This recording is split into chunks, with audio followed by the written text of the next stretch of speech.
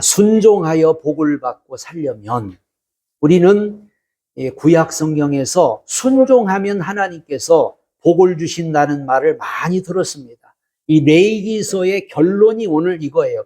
우리가 하나님 말씀에 순종하면 하나님 우리에게 복을 주시는데, 그럼 우리가 순종하는데 이 걸림돌이 뭐냐? 우리가 하나님 말씀을 순종하는데 걸림돌이 뭐냐면은 바로 이 우상입니다. 우상. 그러니까 우리가 순종을 하려고 해도 이 우상이 있으면은 한마디로 순종을 할 수 없다는 거죠. 그런데 구약에서는 어떤 보이는 우상이었잖아요. 그런데 이 우상은 보이는 것과 이게 안 보이는 것, 그러니까 한마디로 우리 마음의 우상, 지금 오늘 우리 시대는 이 마음의 우상이 너무 크다는 거예요. 마음의 우상. 그러니까 우리가 하나님 말씀에 순종하고 살면 복이고 하나님 말씀에 순종하면 형통이지만은 이 마음속의 우상들이 깨트려지지 않는 한 한마디로 순종이 안 된단 말이죠. 순종이 안 되니까는 자꾸 하나님 말씀을 거역하게 되죠.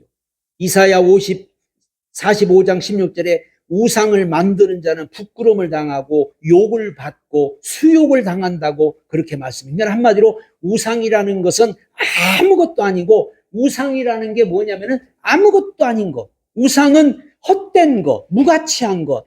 우상은 아무것도 아니고 헛된 건데 사람들은 그 우상을 갖다가 귀하게 여기고 우상을 따라가고 우상을 자꾸 섬긴다 그 말이죠. 요한일서 5장 21절에도 자녀들아 너희 자신을 지켜 우상을 멀리하라 그랬고, 에베소 5장 5절에도 우상 숭배자는 하늘나라에서 기업을 못 받는다 할 정도로 이 우상은 우리 앞에서 굉장히 중요하고, 한마디로 하나님과 우리 사이를 한마디로 막아버리는 거예요. 막는 게 우상이라, 막는 거. 하나님과 나 사이를 한마디로 막아버리는 것이 이 우상이라는 겁니다. 그렇기 때문에 우상을 만들어 경배하지 말라. 그래서 우상을 너희는 만들어 경배하지 말라.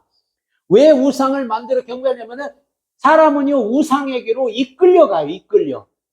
우리 마음속에 뭔가 우상이 있다면은 자꾸 우리는 그쪽으로 끌려간단 말이에요. 나도 모르게. 우상은 우리를 끌고 가요. 끌고 가. 이게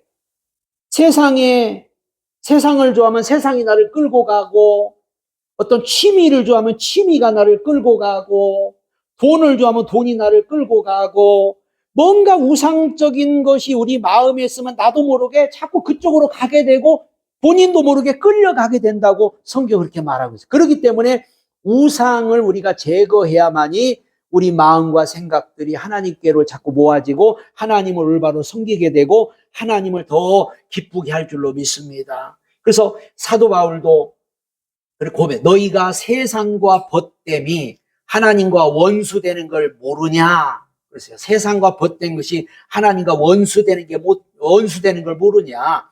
세상을 사랑하는 것은 간음하는 것과 같다 할 정도로 그렇게 말씀하면서 이 세상 것들이 우리 마음을 자꾸 뺏어갑니다. 세상 것들이 우리 생각을 뺏어갑니다. 그러니까 끌고 가요. 자꾸 끌고 가. 그러니까 왜 우상을 만들어 경배하지 말라고 하냐면은 이런 것들이 사람들의 마음과 생각을 자꾸 끌려가고, 우리는 사람들이 뭣도 모르게 자꾸 끌려가는 거예요. 이게 뭐가 뭔지 모르게 끌려가 자꾸. 그래서 우상을 섬기거나 우상을 경배하지 말라고. 예를 들어서 반대로 우리가 하나님을 사랑하고 하나님을 섬기면은 우리는 하나님께로 끌려가요. 자꾸 하나님께로. 말씀을 사랑하면 말씀에 끌려가요. 그러니까 우리가 우상을 만들고 우상 경배하고 우상 앞에 자꾸 끌려가기 때문에 하나님께서 우상을 숭배하지 말아라 이렇게 말씀했죠. 골로새 3장 5절에 탐심이 우상 숭배라고 그랬는데 우리가 욕심이 있으면 자꾸 욕심으로 끌려가잖아요. 그러니까 그것도 한마디로 우상이 된다고 그렇게 말하고 있고, 주의 말씀을 멸시하는 죄, 이것도 우상인데 왜 주의 말씀이, 이거는 사단의 말을 듣기 때문에. 사람이 사단의 말을 자꾸 듣다 보면은 하나님의 말씀이 우습게 들려지고 하나님 말씀이 들어도 들려지지 않고 하나님 말씀을 마음에 두지를 않는단 말이에요. 왜? 사단의 말이 더 크게 들리고 사단의 말이 더 맞는 말 같고 사단의 말이 더 와 닿기 때문에 하나님 말씀이 잘 안 들려요. 그래서 주의 말씀을 멸시하는 죄를 범하지 마라. 로마서 1장에 보면은 1장 21절에 보면은 하나님을 알되 하나님을 영화롭게도 않고 감사치도 않고 오히려 그 생각이 허망하여지며 미련한 마음이 어두워졌나니 스스로 지혜 있다나 스스로 어리석게 되어 썩어지지 않은 하나님의 영광을 썩어질 사람과 짐승과 동물의 모양의 우상으로 바꿔버렸다. 한마디로 우리가 하나님의 말씀을 왜 멸시하냐? 사단의 말을 자꾸 듣다 보니까 아담과 하와도 사단의 말을 듣다 보니까 주님의 말씀을 멸시했고 사울 왕도 사단의 말을 듣다 보니까 하나님 말씀을 멸시했다고 말이죠. 하나님 말씀에 순종하라고 했는데 그는 거역했죠. 그리고 우리가 왜 하나님 말씀을 순종할 수 없느냐 하면은 우리가 자꾸 사단의 말을 들으니까. 사단의 말은 자꾸 우리 귀에 들려옵니다. 지금도.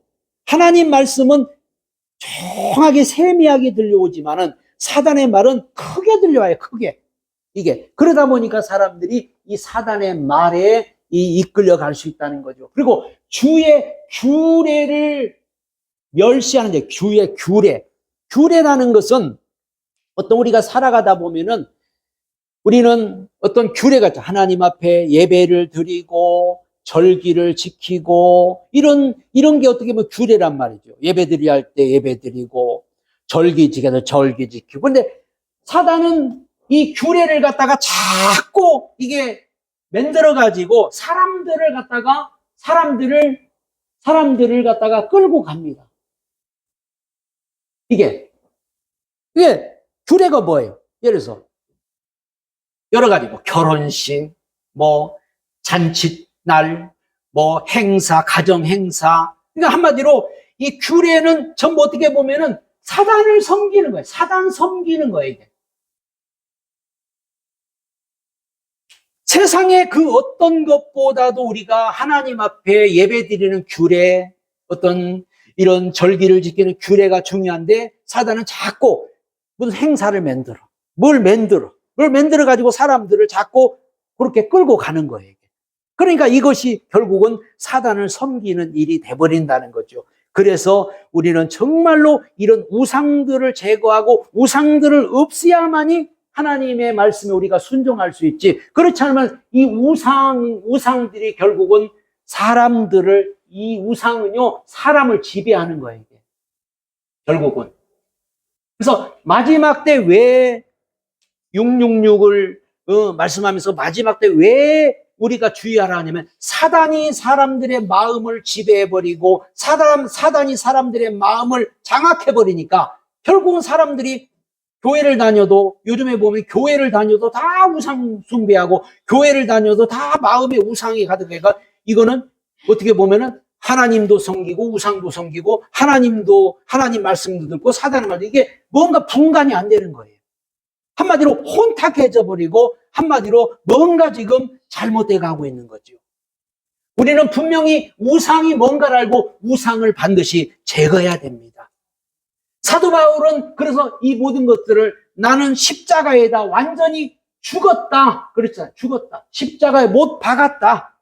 나와 세상은 십자가에 못 박았다. 그러니까 한마디로 이 모든 우상들을 다 버리고 나는 오직 표대를 향하여 하나님의 말씀만을 붙잡고 오직 앞만 보고 나는 가겠다. 그런 결단을 했죠. 그렇기 때문에 우리가 순종한다는 게 어떻게 보면 이 마지막 시대에 우상들이 우리로 하여금 순종을 못하게 자꾸 방해하고 순종을 못하는 이유가 바로 이 우상 때문이라는 거죠.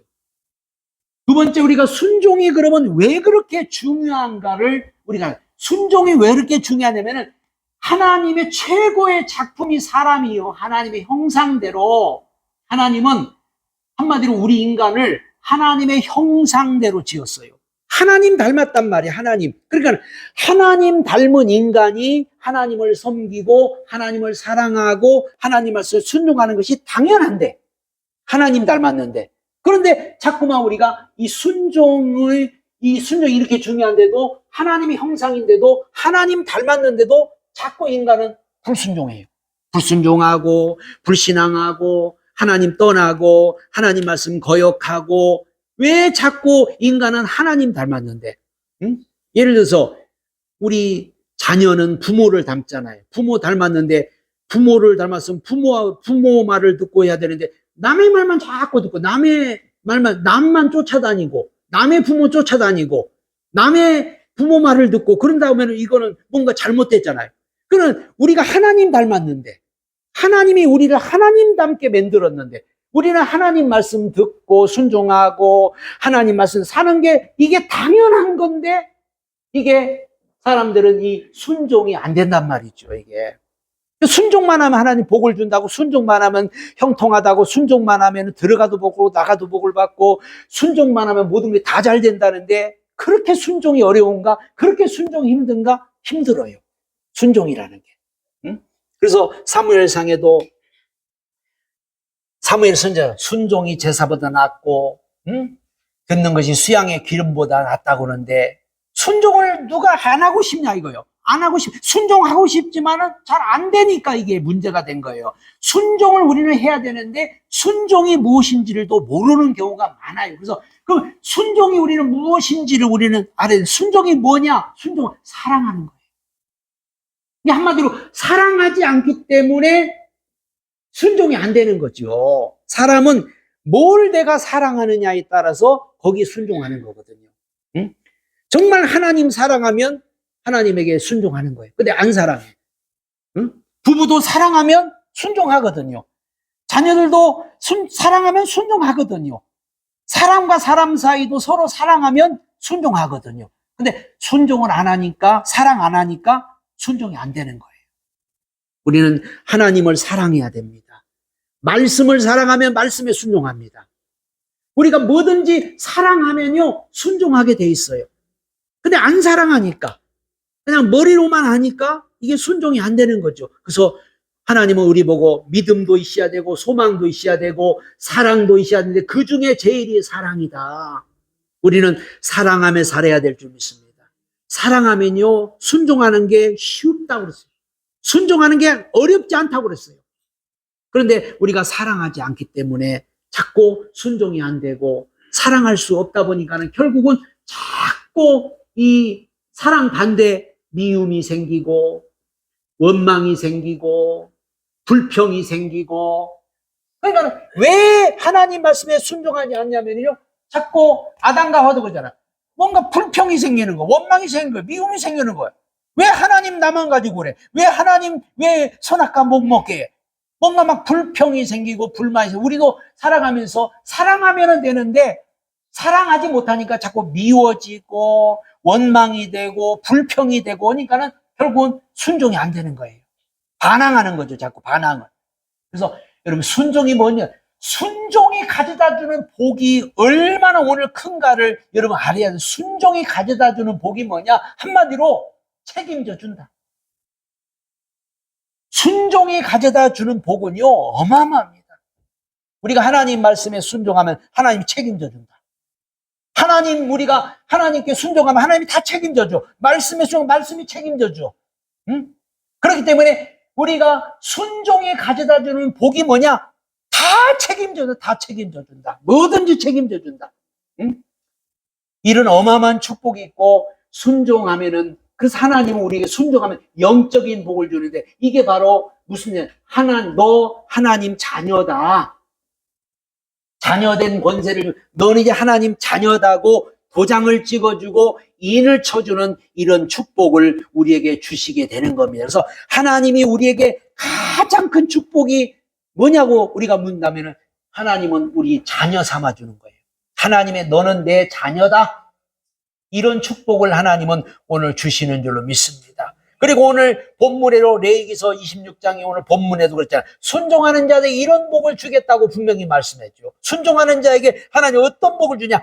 때에 맞는 비를 준다. 농사 짓는 사람한테 여러분 비라는 것은 때에 맞는 비가 와야지. 씨앗을 뿌렸을 때, 씨앗을 심었을 때 비가 와야 되는데 안 와. 비가 오지 말아야 할 때 또 와. 이거는 힘든 거예요. 그러니까 농사 짓는 분들은 비가 적절하게 내리면 농사가 풍년이 되는데 와야 할 때는 안 와. 오지 말아야 할 때는 또 와. 그러니까 이게 문제가 되는 거죠. 이게 뭐냐면 은혜예요. 이게 우리는 영적으로 은혜란 말이죠. 이때는 가나안 땅에 농사를 지어야 되는데 특히 가나안 땅은요 비가 안 오면 농사를 못 지어요.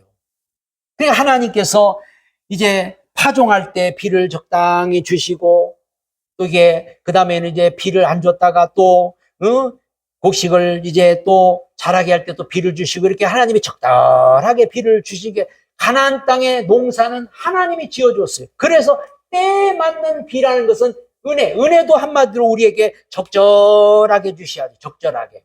은혜 받아야 할 때 은혜 받고 은혜 줘야 할 때 줘야 이게 정상인데 지금 은혜가 필요한데 은혜를 안 줘. 우리가 답답하단 말이야. 응? 뭔가 힘들다. 나 힘들 때 좀 은혜 좀 줘야 되는데 은혜를 안 줘. 그럼 얼마나 힘들겠어요. 응?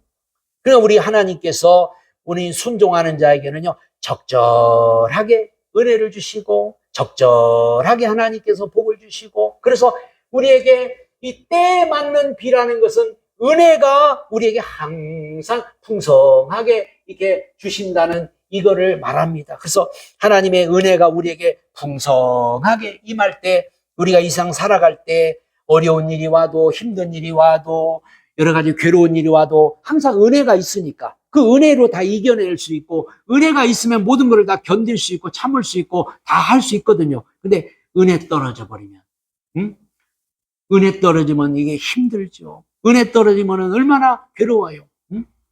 그래서 때에 맞는 비를 하나님은 주시는 게 은혜고 그 다음에 소유를 풍성하게 해준다고 했어요. 곡식을 심었는데 곡식이 나와야 되고 포도나무를 심었으면 포도 열매가 맺어야 되고 뭔가 농사를 지었으면 거기에 열매가 맺어져야 되고 곡식을 거둬야 되는데 가을을 추수 때가 돼서 지금 곡식을 거둘 때잖아요. 농사를 지었으면 가을에 추수를 거두어서 이제 창고에 이게 저장이 돼야 되는데 농사가 잘 안 됐으면 소유가 없어. 그런데 오늘 보니까는 이 순종하는 사람한테는 소유를 풍성하게 한마디로 부욕해준다. 부욕. 넘치도록 부어주신다. 이게 하나님께서 우리에게 부요를 주셔야 우리가 넘쳐나고 모든 것들이 풍성해지지 하나님께서 주지 않으면은 마귀란 놈이 와서 다 도둑질하고 뺏어가잖아요. 마지막 때는 요 마귀를 조심하라고 하는데 마귀란 놈은 우리의 모든 것을 다 도둑질해가 빼앗아가. 응? 믿음도 우리는 부요한 자가 돼야 되고 은혜도 부요한 자가 돼야 되고 말씀도 부요한 자가 돼야 되고 물질도 부요한 자도 뭐든지 다 부요한 자가 돼야 돼. 하나님 우리에게 부요하도록 넘치도록 책임져 준다고 그랬습니다. 그리고 세 번째 가장 중요한 게 뭐냐? 평안이 평안. 사람이요 편안하지 않으면은 편안이라는 것은 하나님이 보호해줘. 하나님이 책임져줘. 전쟁도 일어나죠. 도둑놈도 오죠. 여러 가지 많은 문제도 오죠. 질병도 오죠. 막 고통도 오죠. 응? 농사 짓는 데에서 우리나라 막 태풍이 오잖아요.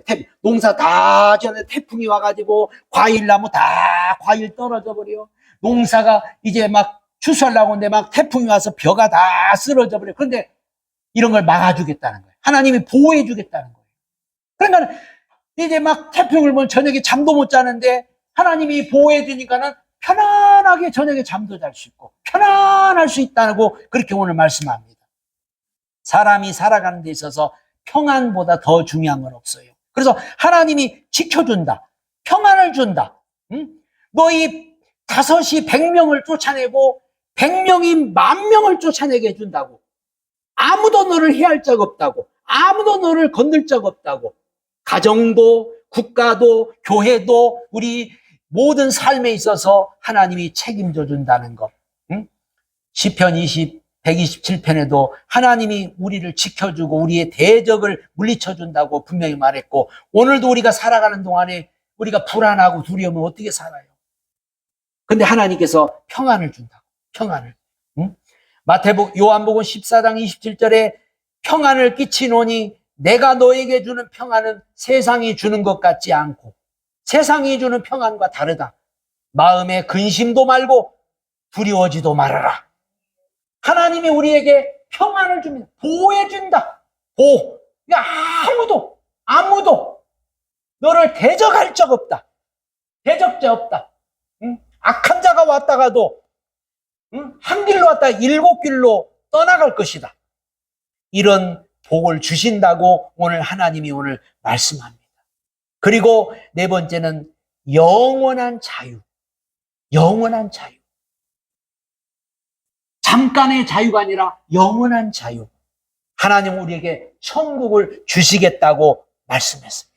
그래서 오늘 우리의 시민권이 하늘나라에 있고 우리는 영원히 하나님의 자녀로서 자유한 자가 된 거예요.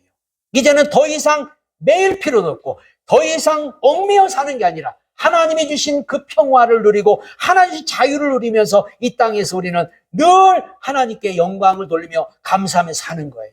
요한복음 8장에 보면은 31절에 예수님이 유대인들한테 너희가 내 말에 거하면 참 내 제자가 되고 진리를 알지니 진리가 너희를 자유케 하리라 이렇게 선포하니까는 유대인들이 뭐라고 했냐면요, 아니 우리가 남의 종이 된 적이 없거늘 어찌 우리 보고 자유케 되리랍니까? 이렇게 말했어요. 그랬더니 예수님께서 진실로 진실로 너희에게 이르노니 죄를 범하는 자마다 죄의 종이라.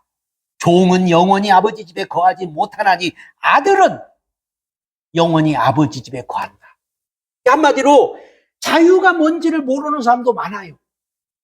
이 땅에 살아가면서 우리가 천국을 못 얻었다? 그 사람 자유한 사람이 아니에요. 그 사람은 이 땅에서 아무리 잘 살았어도 지옥으로 갈 거고 아무리 이 땅에서 행복했어도 멸망의 길로 가는데 우리는 이 땅에서 힘들게 살고 어렵게 살고 고통스럽게 살았어도 천국이 보장되어 있기 때문에 천국이 기다리고 있기 때문에 이 사람이 자유한 사람이요. 우리는 자유한 사람이에요. 자유한 사람이기 때문에 천국이 지금 보장이 된 사람, 이 사람이 영원한 자유를 얻은 사람인 줄 믿습니다. 그 세상에 뭔가 이런 어떤 노후 준비도 해놓은 사람은 편안하듯이 우리는 천국을 이미 다 천국을 준비해 놨기 때문에 이 땅에 살아가는 동안에 좀 힘들어도 참고 어려워도 참고 고난이 와도 참고 괴로운 일이 와도 참고 나는 천국이 예비됐어. 나는 언젠가 천국에 갈 거야. 하나님이 이런 영원한 자유를 우리에게 주신 줄로 믿습니다. 그러면 이제 우리가 어떻게 해야 순종하는 사람으로 변화될 수 있을까? 우리는 순종하는 사람만 되면 되는데 어떻게 하면 우리가 순종하는 사람이 될 수 있을까? 첫 번째가 온유하고 겸손한 사람이라고 했어요. 예수님께서 마태복음 11장에 28절에 수고하고 무거운 짐자들아 다 내게로 하면서 나는 마음이 온유하고 겸손하니 내게 배우라. 온유하고 겸손한 사람이 돼야만이 우리가 순종의 사람으로 변화될 수 있는데 그게 뭐야? 예수님께 배우라는 예수님께. 우리가 어떻게 하면 순종할 수 있습니까? 예수님께 배워야 돼요. 어디 가서 배워 이거를? 세상에 가서 뭐 공부 배운다고 순종하지 않아요. 더 순종 안 해요. 최고의 학부를 나와도 순종 더 안 해요. 박사가 돼도 순종 더 안 해요. 예수님께 배워야 순종하는 사람이 될 수 있다고는 분명히 말씀합니다. 그래서 우리는 날마다 예수님께 배워야 돼요. 사람한테 배우는 게 아니에요. 예수님께 배워야 돼요. 예수님 내 멍에를 메고 내게 배우라. 그러면 너희 마음이 힘을 얻고 너희가 내 이 겸손하고 온유한 사람이 될 것이다. 그렇게 분명히 말씀했거든요. 그리고 우리 예수 배우려고 온 거 아니에요. 우리가 예수 배우려고 교회 다니는 거 아니에요. 예수를 배우려고 말씀을 듣고 예수를 배우려고 교회를 다니는데 한마디로 예수를 안 배우니까 자꾸 우리가 순종하는 사람이 안 되는 거예요. 마귀가 지금도 사람들을 너 예수 배우지 말어. 예수 배우면 돈이 나오냐, 떡이 나오냐. 나를 배워라. 그러면 내가 돈 주겠다. 나를 배우라. 그 마귀는 자꾸 자기 배우라고 그래. 그래서 돈 버는 방법을 배우고, 부자 되는 방법을 배우고, 출세하는 방법을 배우고, 잘 되는 방법을 막 가르쳐 주니까는 그게 사람들이 혹한 거지요. 우리는 예수 배워야 합니다. 예수 배워서 순종하는 사람이 되면은 복이 하늘에서 오는 복이 진짜 복이고 하나님이 주시는 복이 진짜지 마귀가 주는 거는요 주었다가 뺏어가요. 몽땅 주었다가 그냥 하루아침에 다 뺏어가는 게 마귀가 주는 거예요. 우리는 하나님이 주는 복을 받아야 돼요. 그리고 두 번째는 신앙의 자세가 좋아요. 자세. 신앙이 돼. 이 신앙이 돼. 옳은 겁니다. 옳은 신앙, 옳은 믿음, 옳은 그런 성경. 그러니까 한마디로 잘못된 게 요즘에는 사실 너무 많아요. 잘못된 것이. 신앙의 자세가 바라야 모든 것이 바르게 되는 거죠. 삐딱한 사람은요, 다 삐딱해요. 이게 틀린 사람. 그러니까 우리가 자세가 바를 때 뭐든지 하나님의 말씀을 들어도 은혜를 받아도 뭐든지 바르게 되는 거죠. 바리새인과 서기관들 보세요. 삐딱하니까는요, 예수님의 말씀을 들을 때도 삐딱하게 들어요. 그러니까 듣고서 막 정지하고, 듣고서 막 예수님 앞에 와서 막 예수님을 갖다가 막 공경에 빠뜨리잖아요. 똑같은 말을 들어도 어떤 사람은 제대로 받는 사람이 있고 어떤 사람은 삐딱하게 받는 사람이 있어요. 오해하는 사람이 있어요. 오해를. 그러니까 우리가 하나님의 말씀을 받을 때 올바른 자세, 신앙도 올바른 자세가 있어야만이 모든 것들이 우리가 바르게 들려지고 바르게 보고, 보는 것도 삐딱하게 보면 삐딱했잖아요. 똑바로 볼 때 똑바라지는 것처럼 우리가 하나님 앞에서는 신앙의 자세가 좋아야 옳은 신앙이 되고, 복음적인 눈을 우리가 갖는 게 굉장히 중요합니다. 사람은요, 어떤 눈을 가졌느냐에 따라서 다르게 보여요. 빨간 안경 쓰면 빨갛게 보이잖아요. 파란 안경 쓰면 다 파랗잖아요. 노란 안경 쓰면 다 노래요. 이게 어떤 안경을 쓰느냐에 따라서 보는 게 달라지듯이, 복음의 눈을 가진 사람은 모든 것을 복음으로 보는 거예요. 복음으로. 그러니까 이게 복음적인 눈을 가져야 성경적으로 볼 수가 있고, 복음적인 눈을 가져야 하나님의 뜻대로 우리가 볼 수 있는 거죠. 그러나 복음적인 눈을 갖지 못하면은 율법의 눈을 가진 사람 맨 율법의 눈으로 보고, 세상적인 눈을 가진 사람 전부 세상적으로 보고, 성경을 봐도 그렇고 뭘 해도 그렇고 다 자기 눈으로 보는 거고 눈으로 하는 거예요. 그러니까 복음적인 눈을 가져야 되고, 마지막으로 우리에게 성령의 능력, 즉 성령 충만함이 오늘 우리에게 필요합니다. 왜 그러냐면은 예수님께서 너희는 예루살렘 떠나지 말고 성령을 받으라. 성령이 임하면 권능을 받고, 예루살렘 유대와 사마리아 땅은 내 증인되리라. 성령이 임해야만이 우리가 뭐든지 이게 할 수가 있고, 성령이 임해야 우리가 하나님의 사람도 되고 변화도 되고 우리가 하나님 앞에 순종도 할 수 있는 거지. 성령이 역사하지 않으면요, 인간은 절대 우리가 할 수 있는 게 없어요. 인간 신앙생활도 우리가 못해요. 그래서 성령의 충만함을 우리가 받아야 되고, 성령의 충만함을 사모해야 되고, 성령 충만해야만이 우리가 신앙도 똑바로 가질 수가 있고, 성령 충만해야만이 올바른 믿음도 가질 수가 있고, 성령 충만해야만이 우리가 하나님이 원하시는 삶을 살게 될 줄로 믿습니다. 그래서 우리 날마다 성령의 충만함을 받으셔야 되고, 그 성령의 충만함으로 순종의 사람이 다 되어서 하나님이 우리에게 주시는 복을 다 받아 누리는 오늘 저와 여러분들이 되시기를 예수님의 이름으로 축복합니다.